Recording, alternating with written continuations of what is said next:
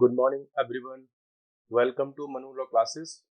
In the lab session of daily news analysis, today is 27th of January 2024. You are watching with Naresh Sharma. I wish you very happy National Girl Child Day. आज का जो context है, although the date has been already left, but हम कई बार ऐसी news को भी involve करते हैं, इंक्लूड करते हैं जो रिसेंट में रही हो. तो let's discuss about National Girl Child Day. Recently, we celebrated National Girl Child Day on 24th of January. So you should remember the date. Sometimes you can expect such questions that what date is celebrated as what. Okay? तो हम celebrate करते हैं 24th of January को क्या as a national girl child day. First time अगर हम बात करें तो it was celebrated in 2008 and it is to promote equal opportunities for girl child while raising awareness of the injustices that girls face. Means हम society में girls के rights के regarding में, उनके लिए अपॉर्चुनिटीज, उनके लिए इक्वल राइट्स, उन सब के रिगार्डिंग में अवेयरनेस को रेज करना चाहते हैं, प्रमोट करना चाहते हैं. और उन राइट्स को, उन इश्यूज को भी हम रेज करना चाहते हैं कि जो इनजस्टिस बहुत सारी गर्ल्स के साथ में होता है और उनको फेस करना होता है.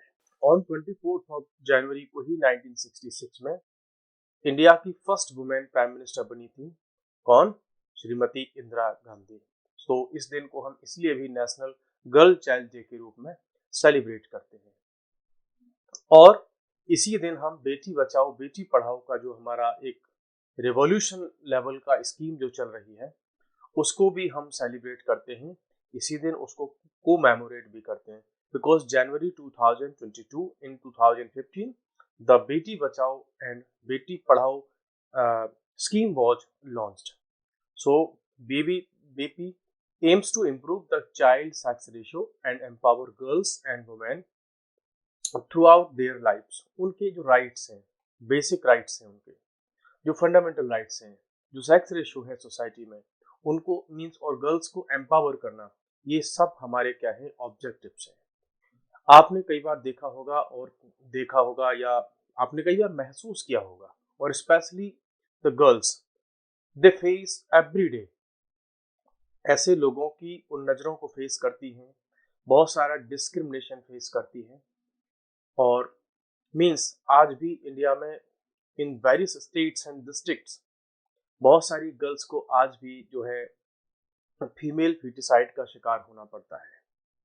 आज भी उनकी जो है डेथ कॉज कर दी जाती है कि वो गर्ल है इसलिए. ठीक है.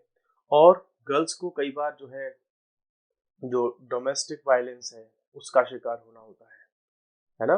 कई बार डाउरी की जो इश्यूज होते हैं वो सब उनको देखने पड़ते हैं, उनको झेलना पड़ता है. और एजुकेशन की अगर हम बात करें तो आज भी इंडिया के बहुत सारे रूरल एरियाज में गर्ल्स को इक्वल लेवल की एजुकेशन प्रोवाइड नहीं की जाती, उनको इक्वल राइट्स नहीं दिए जाते. कई बार ऐसा भी होता है बड़े लेवल पर कि जो गर्ल है उनको किसी एक लो लेवल के स्कूल में इन कंपैरिजन उनका एडमिशन करवाया जाता है, बट जो बॉयज होते हैं उसी परिवार के, उनको एक अच्छे और हाई स्टैंडर्ड स्कूल में उनका एडमिशन करवाया जाता है. इवन जो फूड होता है उनमें भी डिस्क्रिमिनेशन किया जाता है घरों में, बहुत सारे परिवारों में गर्ल्स के साथ में. So guys, I request you that never discriminate anyone based on their sex.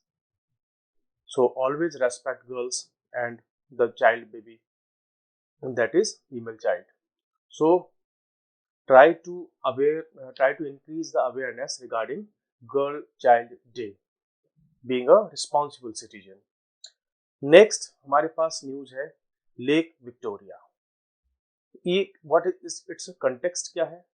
तो इसका कंटेक्स्ट है कि centre for science and environment in association with Tanzania, India का ही एक सेंटर है, that is centre for science and environment in collaboration with Tanzania. They are going to restore lake Victoria. इसके restoration का ये काम करना इन्होंने स्टार्ट किया है. So this time lake Victoria becomes important for your examination consideration. examination point of view. First of all, look the location of Lake Victoria. This is Lake Victoria. It is in Africa continent, Africa continent में है। और देखो ये किस किस के border पे है, युगांडा, केन्या और तंजानिया, इनके बॉर्डर्स पर ये लेक है। और ये इंपॉर्टेंट क्यों है? Because it is the largest fresh water lake in Africa. Africa की लार्जेस्ट फ्रेश वाटर लेक है ये, तो ये इट मींस अफ्रीका के लिए बहुत इंपॉर्टेंट है। It is world's second largest fresh water lake, world की सेकंड फ्रेश वाटर लेक भी है ये, सेकंड लार्जेस्ट। तो फर्स्ट कौन सी है? That is lake superior. Lake superior is the largest fresh water lake that is situated in north America. तो world की सबसे बड़ी fresh water lake is lake superior. और सेकंड नंबर पर आती है आपकी जो अफ्रीका में है, that is lake Victoria. Guys यहाँ से क्वेश्चंस कई बार पूछे गए हैं, सो आपको ये बेसिक फैक्ट्स लर्न रखने होंगे। नाउ इसकी अगर आप देखोगे तो it is the chief reservoir of जो है river Nile. It's basin is shared by Kenya, Uganda, Tanzania, Rwanda, Burundi, बहुत सारे जो कंट्रीज हैं उनमें इसका बेसिन फैला हुआ है। 80% इसका जो वाटर है वो सब कहाँ से आता है? रेनफॉल से आता है। तो आप सोच सकते हैं कि due to climate change and global warming there are numerous lakes which are going to be extinct. So there should be efforts at global level, comprehensive and coordinated efforts to conserve these lakes and water bodies. Sapinda marriage, it has been also in news. What was the context? Recently, Delhi High Court upheld the validity of Section 5 of Hindu Marriage Act 1955. इस act का जो section 5 है इसको challenge किया था high court में, इसका कुछ इश्यू था और अभी हम उसको डिस्कस करेंगे। ये सेक्शन क्या कहता है? ये प्रोहिबिट करता है सपिंड मैरिज को अनलेस सैंक्शन्ड बाय यूजेस और कस्टम्स। मींस ऐसी किसी भी मैरिज को ये प्रोहिबिट करता है जो सपिंड हो किसी भी कारण से। हाँ, अनलेस अगर उसको सैंक्शन मिला हुआ है उस मैरिज को कस्टम से या पहले से वो यूजेस में है बहुत एंशिएंट टाइम से। Now let's understand that what is sapinda marriage. सपिंड मैरिज की जब आप बात करोगे तो first of all we have to know the meaning of sapinda. सपिंड का मतलब होता है कॉमन पिंड। कॉमन पिंड मींस यहाँ बात हो रही है, मैं आपको इसको एग्जांपल से समझाता हूँ। Let's have example. A is a person, B is the son, C is also his son, Here D his son, C का बेटा बेटी कोई भी है, दैट इज मान लो G है, इसका कोई बच्चा है K है, इसका कोई बच्चा है D है या जो है स्मॉल d, और इसका भी कोई बच्चा है P। ओके, सपोज करो इसका भी कोई बच्चा है N। these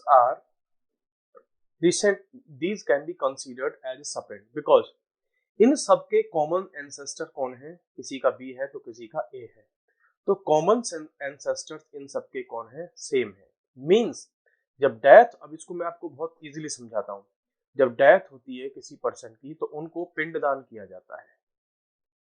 ठीक है, पिंडदान किया जाता है। जो लास्ट राइट्स होती हैं, अंतिम संस्कार के जो बहुत सारे क्रियाकलाप होते हैं, जब उनको हम करते हैं तो उनमें एक प्रक्रिया होती है, एक प्रोसेस होती है, दैट इज कॉल्ड पिंडदान। पिंडदान किसको किया जाता है? अपने एंसेस्टर्स को किया जाता है। जैसे मैं आपको एक और बताता हूँ, हिंदुओं में आता है एक श्राद्ध पक्ष।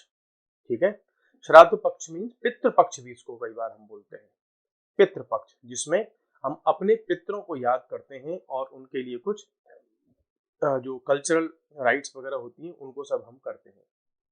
तो एक्चुअल में यहाँ अब आप समझ गए होंगे कि ऐसी कोई भी परिवार, ऐसा कोई भी फैमिली कि वो अपने ऊपर के एंसेस्टर्स को, उन्हीं को पिंडदान करते हो, उन्हीं को मींस उन्हीं का सम्मान करते हो, और उनकी जो लीनियंसी है, इनहेरिटेंसी है, वो सब कहाँ से आ रही हो? सब कॉमन एंसेस्टर से आ रही हो। तो ऐसी मैरिज को अगर ये आपस में मैरिज करना चाहे, ये इनमें से कोई भी आपस में मैरिज करना चाहे, तो they are not allowed according to section 5 of Hindu marriage act.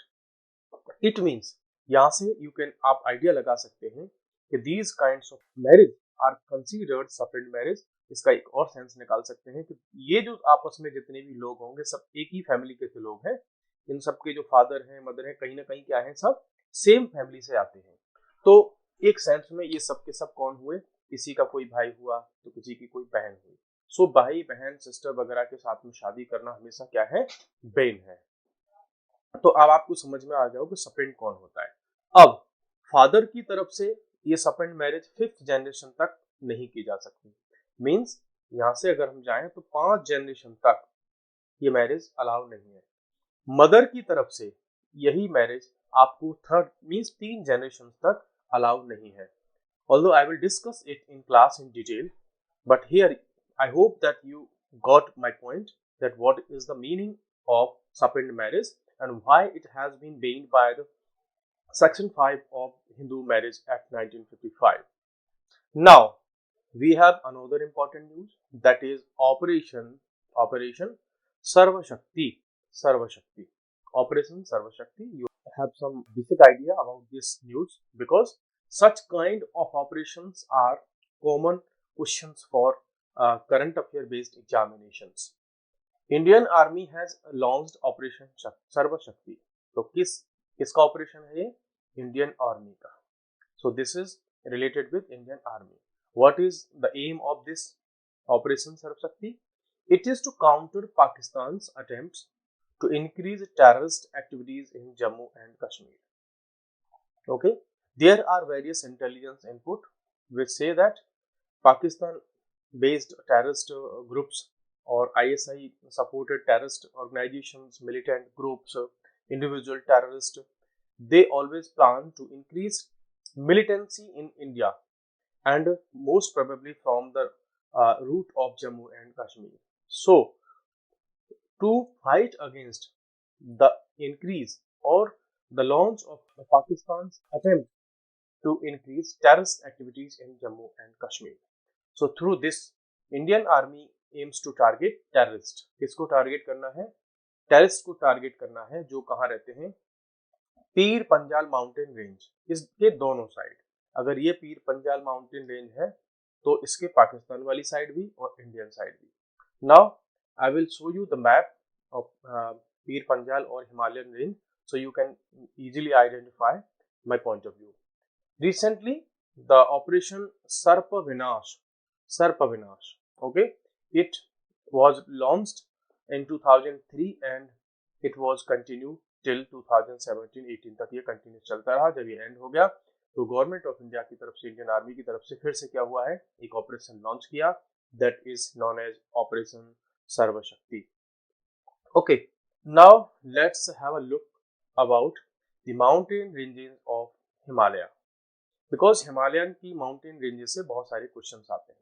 First of all look the mount Everest. Okay, ये वर्ल्ड की सबसे हाईएस्ट क्या है, माउंटेन पीक है।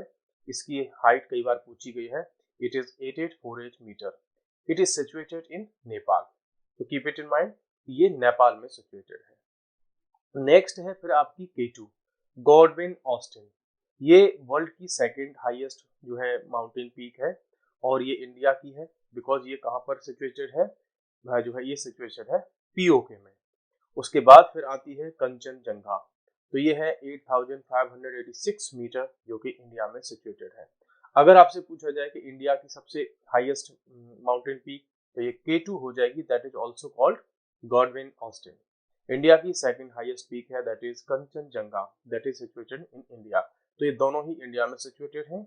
ऑल्दो जो गॉडविन ऑस्टिन है इस पर अभी किसकी जो है कब्जा है, इस पर है पीओके का।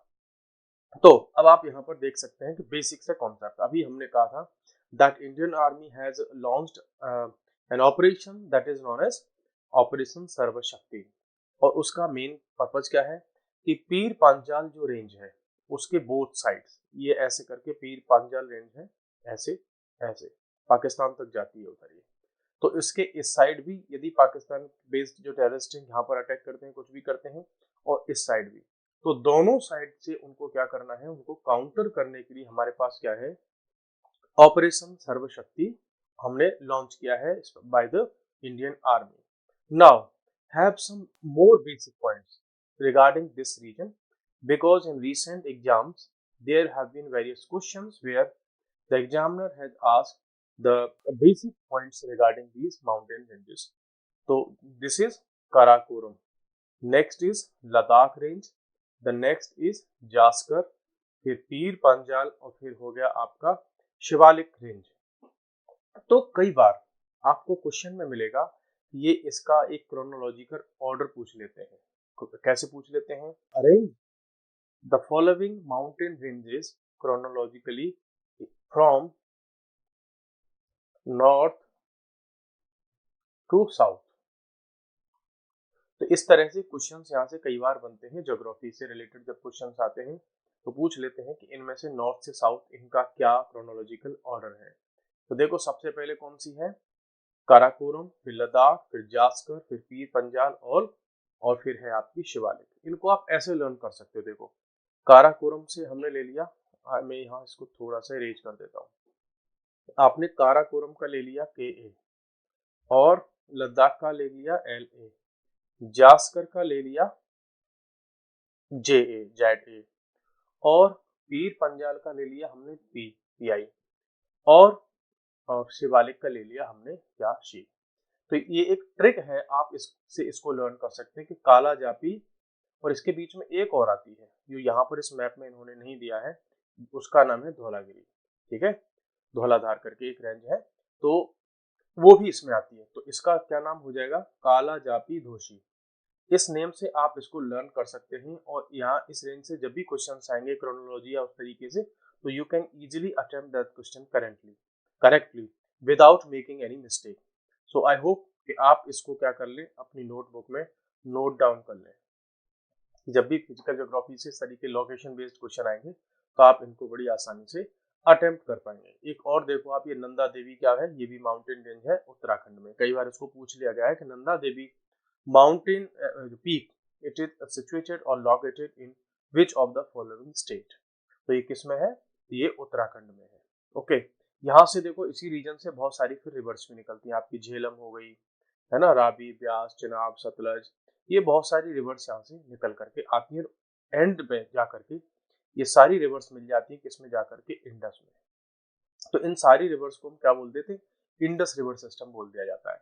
तो यहाँ भी आप देख लीजिए, झेलम, चिनाब, रावी, ठीक है, ब्यास, सतलज, ये बहुत सारी रिवर्स हैं इसी रीजन से निकलती है। और इधर की तरफ से फिर हमारे पास में गंगा, यमुना, सरस्वती, यहाँ से ऐसी बहुत सारी रिवर्स आती हैं। यहाँ से ब्रह्मपुत्र निकलती है। ओके, एक चीज और आपको यहाँ पे बता देता हूँ, एवरेस्ट का कई बार नेम पूछ लिया जाता है कि what is the name of Everest in Nepal. तो नेपाल में इसको क्या कहा जाता है? तो इट इज कॉल्ड सागर माथा। तो देखो मैंने आपको यहाँ से कई सारे फैक्ट्स, कई सारे पॉइंट्स मैंने यहाँ पे आपको बताए हैं। तो आपको ये ध्यान रखना है कि इनकी क्या क्या लोकेशन है। तो बेसिक अंडरस्टैंडिंग आपको यहाँ से होना चाहिए। तो आई होप कि आप यहाँ से आने वाले क्वेश्चंस में मिस्टेक नहीं करोगे। Now we are going to another important news, that is default bail. क्या है इसका नाम? Default bail. It is also called statutory bail. इसको हम और क्या कहते हैं? स्टैट्यूटरी बेल भी कहते हैं। What is the context? तो recently supreme court held that default bail can not be claimed on the ground that investigation is pending against other accused. Recently एक केस था, इस केस में क्या इशू निकल करके आया कि मान लीजिए कि बहुत सारे कुछ there were many accused persons. तो ए नाम के पर्सन ने ये डिमांड किया कि सर हमको क्या दे दिया जाए? डिफॉल्ट बेल दे दिया जाए, बिकॉज अभी जो अदर अक्यूज हैं उनके अगेंस्ट में इन्वेस्टिगेशन पेंडिंग में है। तो supreme court denied it and said that default bail can not be claimed on the basis that the investigation is under process against other accused. तो ये उन्होंने मना कर दिया। तो नाउ लेट्स अंडरस्टैंड सम की point about the concept of default bail. What is default bail? So first of all we have to understand that what are the types of bails. First type of bail is anticipatory bail. बड़ी आसानी से आपको समझ में आ रहा होगा। What is anticipatory bail? Anticipatory bail means you predict that there can be your arrest. आपको डर है कि आपका अरेस्ट हो सकता है, तो आप क्या कर सकते हैं, कोर्ट में जा करके एडवांस में बेल ले सकते हैं। ठीक है, कि जब भी पुलिस आपको अरेस्ट करने आएगी, आप अपना बेल का ऑर्डर शो करेंगे और पुलिस आपको अरेस्ट नहीं कर पाएगी। That is anticipatory bell under the CrPC section 438। Now next one is section 439। ये क्या कहती है, ये है regular bell. Okay, regular bell means अब आप कोर्ट में अप्लाई करोगे कि सर मेरे ये रीजंस हैं कि मैं आप इंडिया छोड़ के नहीं जाऊंगा, या मैं जो है एक सिक्योरिटी डिपॉजिट सबमिट कर रहा हूँ, वो बहुत सारे उसके बेसिस हो सकते हैं। तो उसमें रेगुलर बेल मिलती है आपको मींस आफ्टर अरेस्ट। जब आप अरेस्ट हो जाते हैं उसके बाद फिर आप जो है ट्रायल के समय पर वहां पे आपको कोर्ट की तरफ से क्या मिलती है, you get regular bail. The third type of bail is that is known as default या statutory bail which is mentioned under section 167 का सबसेक्शन 2। इसमें इसको मेंशन किया गया है। नाउ ये दोनों आपने समझ लिए कि एंटिसिपेटरी बेल क्या है और रेगुलर बेल क्या है। Now understand that what is the default bail. Default bail को अब हम डिस्कस करते हैं। ये डिफॉल्ट बेल है क्या, देखो मैं आपको एक एग्जांपल से समझाता हूँ। सपोज करो ए एक पर्सन है, ये अक्यूज्ड है, he is accused of some crime, किसी एक क्राइम का अक्यूज्ड है। और जब ये अक्यूज्ड हुआ तो इसके खिलाफ इसको क्या किया, पुलिस ने अरेस्ट किया, इसके खिलाफ एफआईआर हुई और पुलिस ने इसको अरेस्ट कर लिया। अब कोर्ट में क्या होगा, ट्रायल चलेंगे। ठीक, अब पुलिस को क्या है कि एक अपनी चार्जशीट या अपनी फाइनल रिपोर्ट ये या अपनी इन्वेस्टिगेशन अगर हम इसको कहें, वो एक टाइम फ्रेम में, टाइम ड्यूरेशन में कंप्लीट करनी होती है।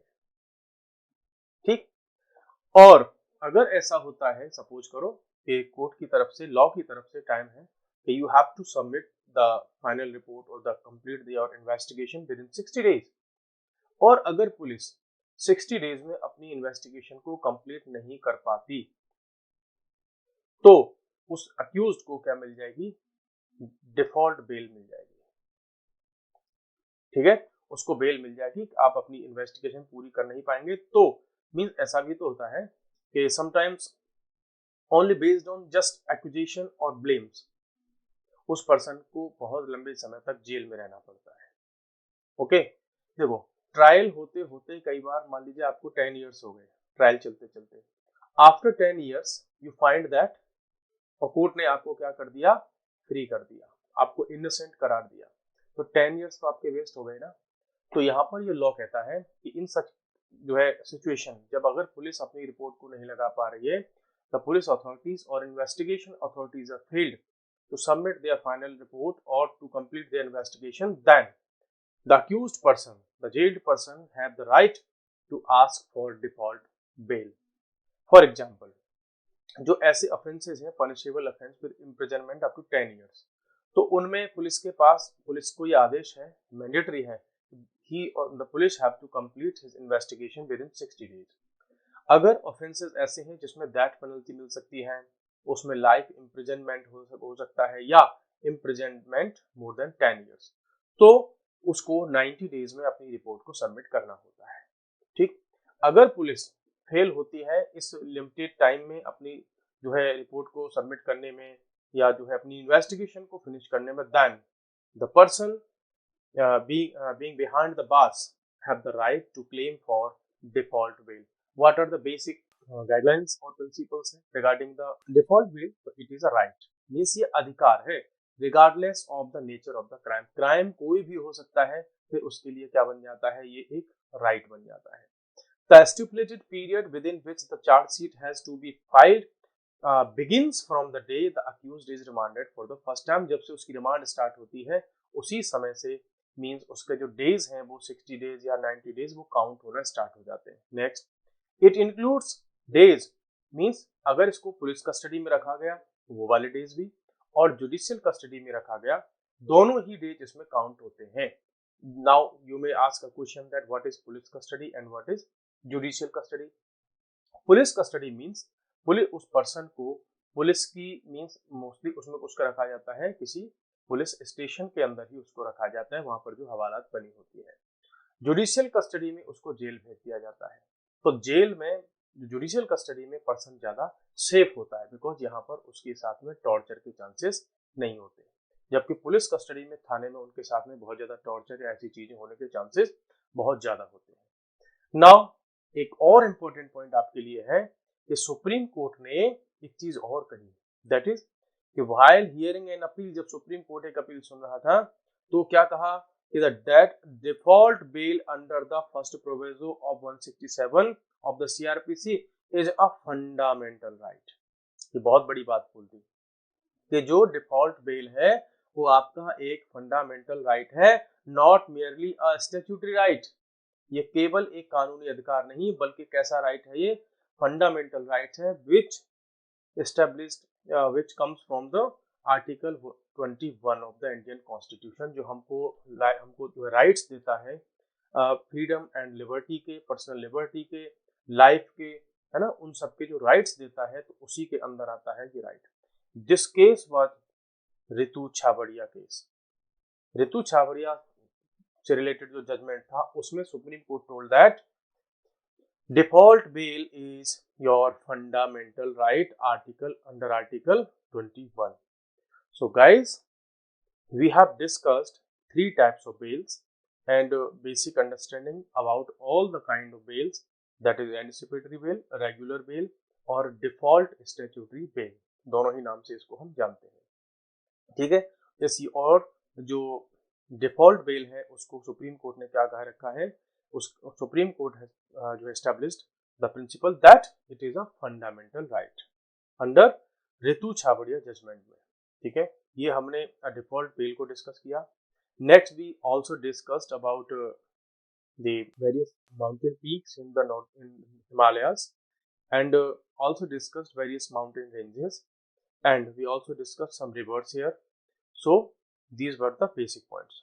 We also discussed about Operation Sarva Shakti, which is to counter attack the terrorist activities in Jammu and Kashmir, ठीक है, जो पाकिस्तान बेस्ड मिलिटेंट्स हैं। नेक्स्ट हमने डिस्कस किया कि सपेंड मैरिज क्या होती है, और मींस जो है पुरुष मींस मेल की जनरेशन में 5th जनरेशन तक, और जो मदर की जनरेशन है उसमें 3rd जनरेशन तक जो है इसमें मैरिज प्रोहिबिट होती है। We also discussed about Tanzania के साथ में इंडिया की एक ऑर्गेनाइजेशन है, they are trying to restore the lake Victoria, which is second largest lake in the world and first largest lake of Africa.